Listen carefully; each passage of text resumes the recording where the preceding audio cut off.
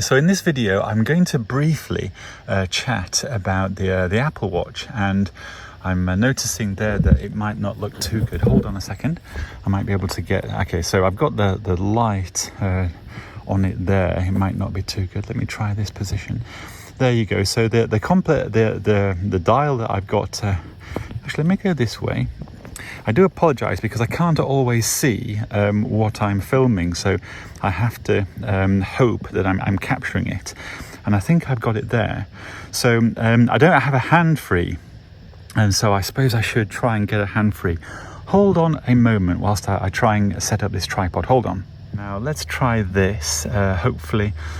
So with the Apple Watch, I've got it in I've set a mode that allows me to scroll the dials with my finger, and I think this one is the plain choice I've got. Hold on.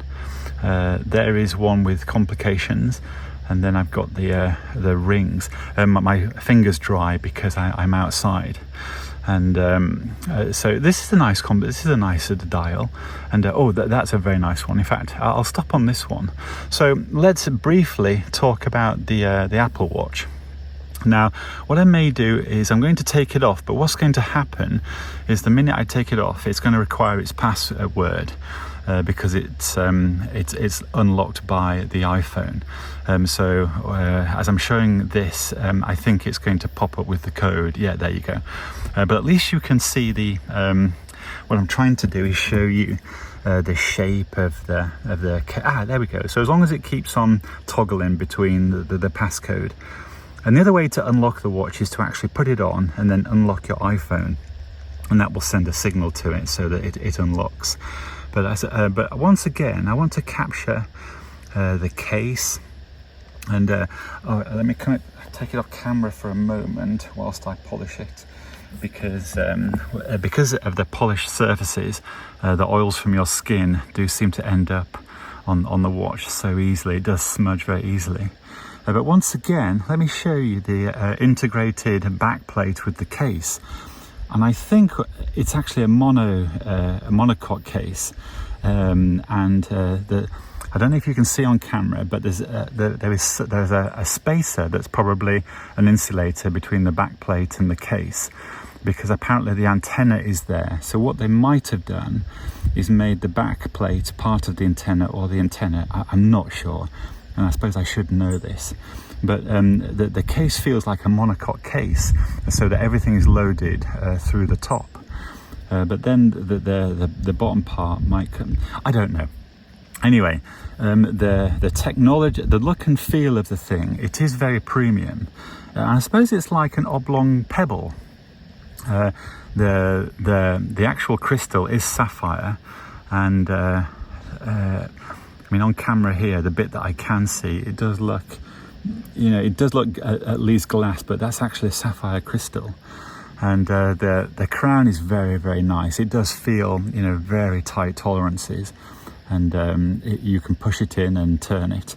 Then it has the button there. I don't know if they call it an action button or a selection button, but the button is a real one, so its haptic is real, and allows you to scroll through the functions.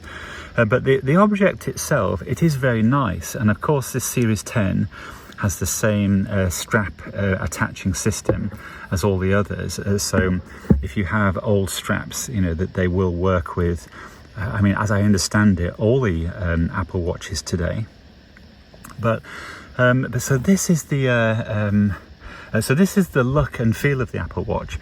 And I'll turn the camera around and chat about it. There we go. I've unlocked it with the iPhone, so the passcode won't appear again because it's now unlocked without me. But what I had to do was unlock the iPhone using Face ID, that type of thing.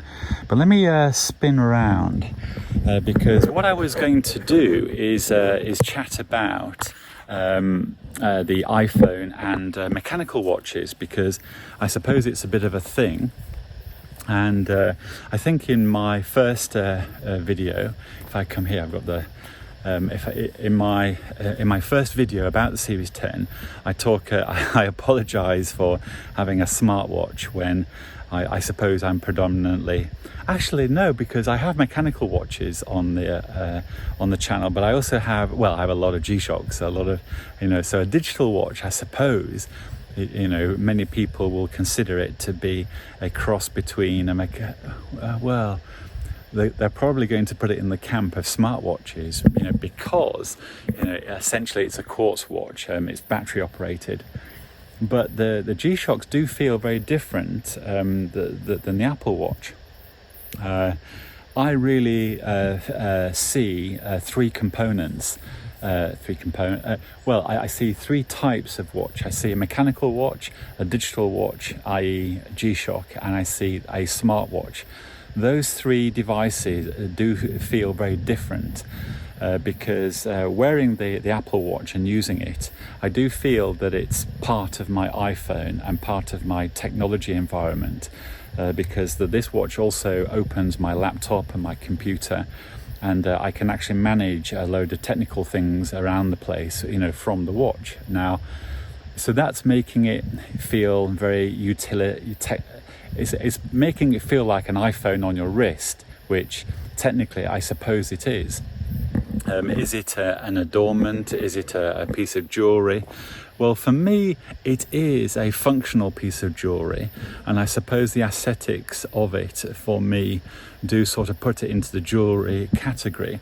But I could also understand why many people don't consider the Apple Watch a piece of jewelry.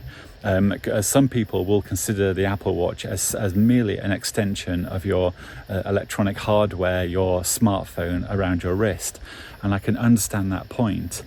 Now, I've had the Apple Watch before over previous years, and so this is probably my fourth Apple Watch, and I think I've had the version 5, then the version 7,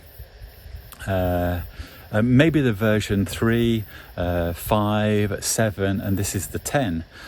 So I think I missed out the 8 and 9, and I went to this one because something made me think about a year ago that the version 10 was going to be a new version, not just these very small incremental changes, but they were going to make it different.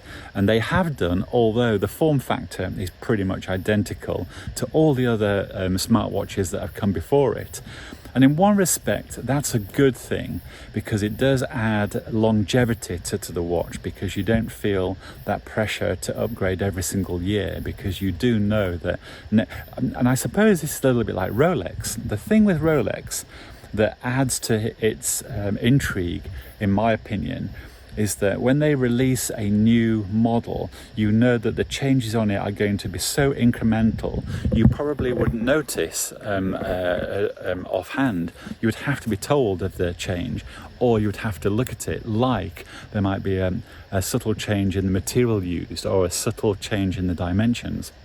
And I suppose exactly that type of product upgrade happens for the Apple Watch, and today all the Apple products. The upgrade, the new releases, the changes are so little.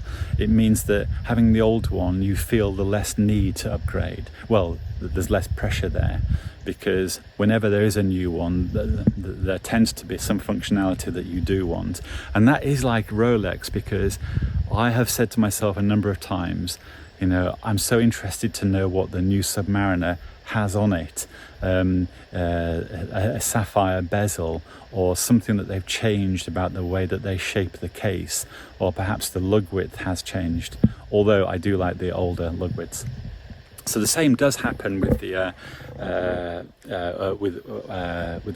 Apple smartwatch. The changes are anyway. I waited for the Series 10. It's on my wrist. It is a bit thinner. That didn't bother me at all. I would always trade for longer battery life and have it 0.5 millimeter thicker for sure, because you will not notice that. But this definitely is thinner. And the other thing that I do like about it that I didn't know is that the natural titanium, this one, that you would think is silver, and it is silver in some lights. In a light like this, it has a very dark luster. I mean, it's almost heading towards a grey slate colour, which is a mid colour between silver and grey and black. And it's very, very appealing. And on this stone grey strap, I can't remember what they call it, on this grey strap, it looks fabulous. I do like it. So the way that the thing looks, the way that I'm experiencing its operation to date has been very good. It's a very nice product. And so far, it hasn't annoyed me, but I think we're only 2 weeks in. So I'm at the point where I normally take the watch off and that's it, I'm done. And I put back on my Omega or a G-Shock or something, and I'm happy with a mechanical or a G-Shock. So we're past the 2 week mark here. I'm still wearing it. I'm enjoying it so far. So that's very interesting.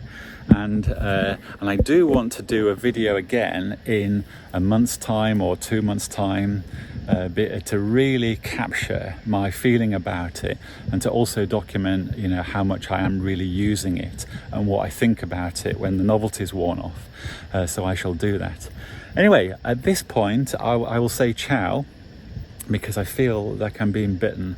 Unfortunately, I'm in a place where at this time of year there's a little bug that's very silent and bites you, and for some reason I'm not able to defend myself, and he's a little bit annoying. Anyway, at that I will say hope everybody is well and speak again very soon.